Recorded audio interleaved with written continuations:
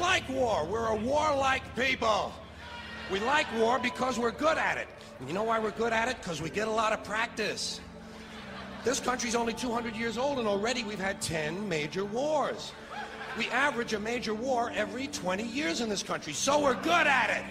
And it's a good thing we are. We're not very good at anything else anymore. Huh? Can't build a decent car, can't make a TV set or a VCR worth the fuck. Got no steel industry left, can't educate our young people, can't get health care to our old people, but we can bomb the shit out of your country, all right?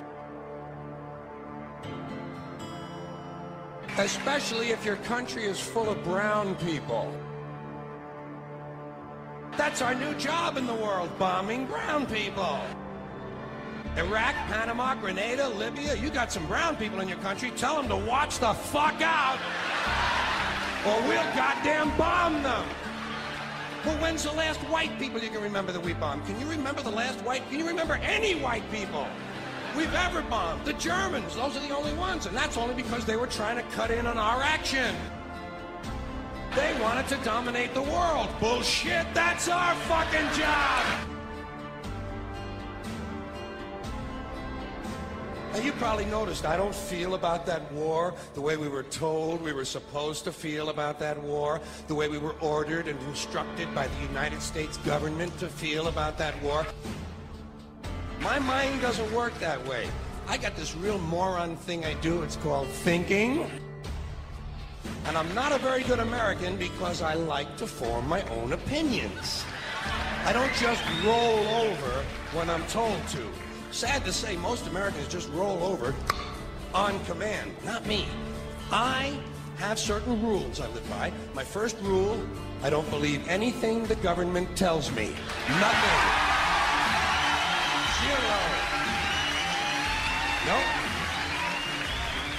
And I don't take very seriously the media or the press in this country, who in the case of the Persian Gulf War were nothing more than unpaid employees of the Department of Defense, and who most of the time function as kind of an unofficial public relations agency for the United States government.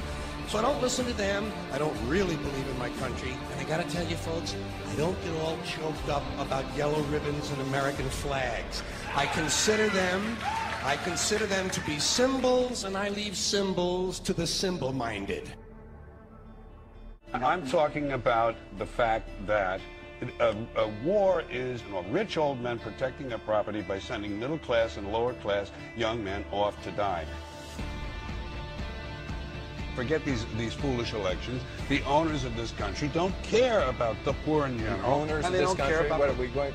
But is this Karl Marx talking to me? The owners of this country are the voters of this country. You're wrong about that, my friend. Aren't the owners of this country the voters in this country who elected George Bush? Not. Listen, politics, these elections are a charade. It is a charade. Okay. It is, they are meant to... Well, I'll tell you, just listen for a minute. Learn a little something. The elections and politicians are in place in order to give Americans the illusion that they have freedom of choice. You don't really have choice in this country. All of the things that are important, reduced in choice.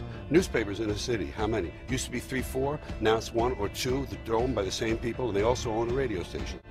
Give these people a voting day every year so that they'll have the illusion of meaningless choice. Meaningless choice, that we go like slaves and say, "Oh, I voted."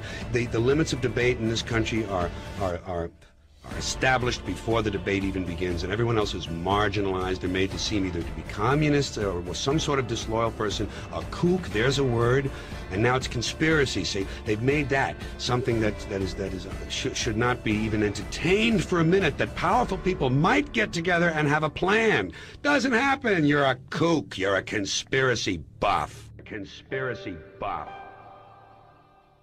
Okay. Not as a result of a conspiracy, but because... You don't need a formal conspiracy. Right. When interests converge. These people went to the same universities and fraternities. They're on the same boards of directors. They're on the same country clubs. They have like interests. They don't need to call a meeting. They know what's good for them. And they're getting it. And there used to be 7 oil companies. There are now 3. It will soon be 2. The things that matter in this country have been reduced in choice to the illusion of choice. Right. You don't get the real important. There's no freedom of choice. That's a great